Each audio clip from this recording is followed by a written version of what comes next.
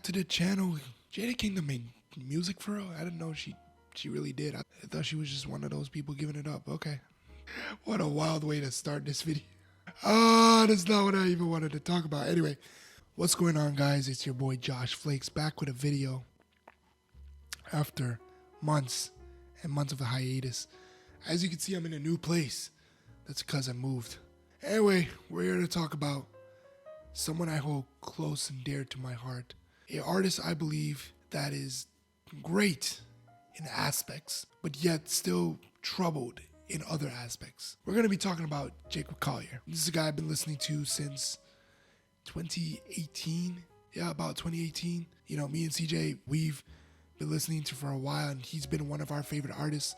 I've gotten to see him in concert as well. He's an amazing instrumentalist, amazing guy who just has all these thoughts about music in his head and is able to put them down into production. He released his fifth album, fourth of the Jessies, Jessie Volume 4.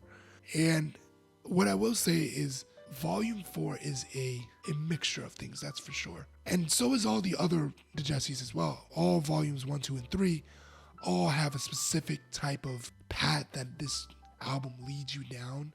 And most notably, I think in Jessie Volume 4, it just feels like it's no coherent direction within this album. For example, like to me, this feels like he is throwing a lot of things at the wall and seeing if it sticks. You know, he's getting the recognition now from other artists that he's been able to collab with. Like, come on, like Brandy Carlisle, Tori Kelly, John Legend, you know, John Mayer. You know, he is not someone spoiled, not have any feature. You know, he's not somebody that is fighting for features.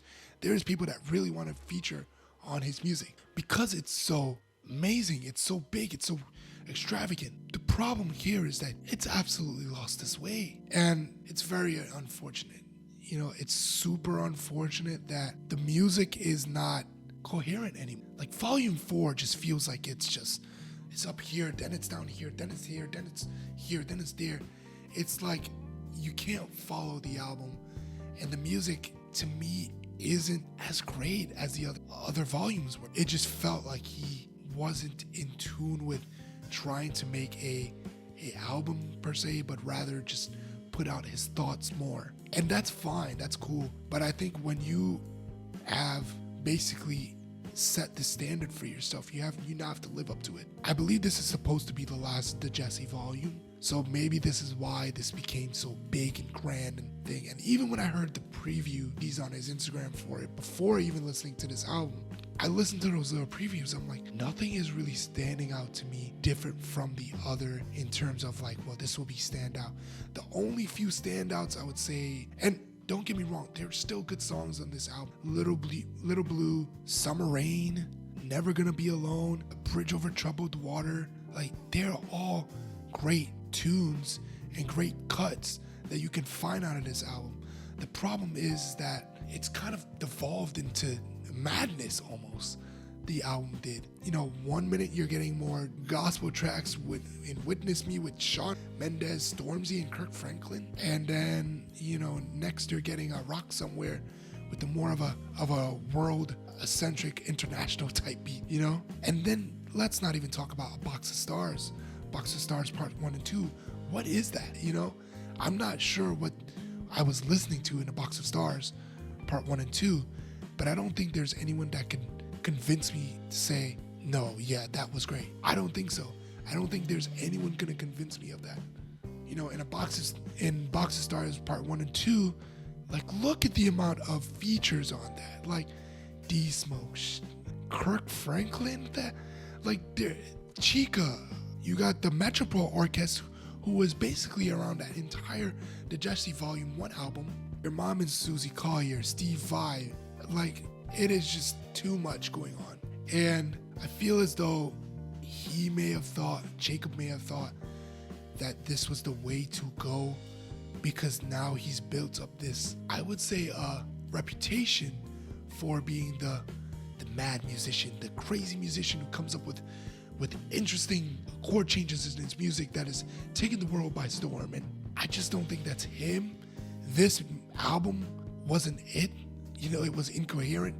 And maybe that's him in his mind, very incoherent, but just you don't know where this album was gonna take you after. There was just too much going on. Will this be a trend for future? I don't think so. I feel like as though like if I'm looking at the numbers as to like what is gonna do well, there's some songs here genuinely like I feel like are going to flop very, very hard. And I think he's gonna realize that. He's gonna have to realize that. Yeah, he's absolutely going to have to realize that there is more to this music stuff than just, hey, let me throw this at the wall. Hopefully this works. There's a lot to kind of take in with him now. You know, I'm not sure what we're going to be looking for in the next album, but I think he needs some time to recalibrate as to what he dropped here. And, you know, I don't think this is it. I really don't think the Jesse Volume 4 is as good as 1, 2, or 3, you know, and for me personally, I have my favorites go as maybe 1 or 3 interchangeable. They're like my 2 favorites. And then you have 2, and then you have 4. And 2 is not even that bad either. There's some amazing music on 2 as well. But Volume 4 to me just seemed so ridiculous. It doesn't seem like a great album because it's not. And I was looking at reactions to, you know, people in the general public who don't really listen to Jacob Collier like that. And again, it's the same thing I thought would happen. People thinking his music was too much going on. There is a point, and I can't believe I'm saying this, but there's a point when you have too many good things going on that it just messes up a song. Like in his music, it's not that there's anything that sounds bad, that seems like, no, this shouldn't be here because this doesn't work with this. No.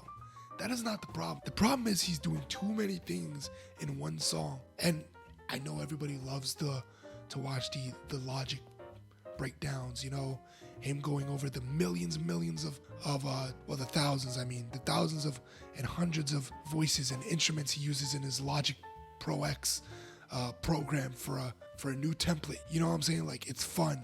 It's fun to look at that and be like, what a geek. But it's not translating into the music as much anymore. And I'm afraid that him going down this route now, becoming a little bit more mainstream, album by album, he's becoming a lot more mainstream. I will say that. Album by album, the music is becoming a lot more mainstream. I am a bit scared because I feel like we'll lose him. I thought when Volume 3 came out, we'd lose him to the fact that he would go down the path of making mainstream music with the release of that song with Ty Dolla $ign and Mahalia with All I Need. Because that's a very poppy, synthy track that at the time, that's what pop was doing. But now he didn't do that. He just went even more like crazy. But let me get your comments down below. What do you guys think of the new album from Jacob Collier? Do you guys love it? Do you guys hate it? You know, and his career will be something we should definitely track. That's for sure. I'll see you guys later. Peace.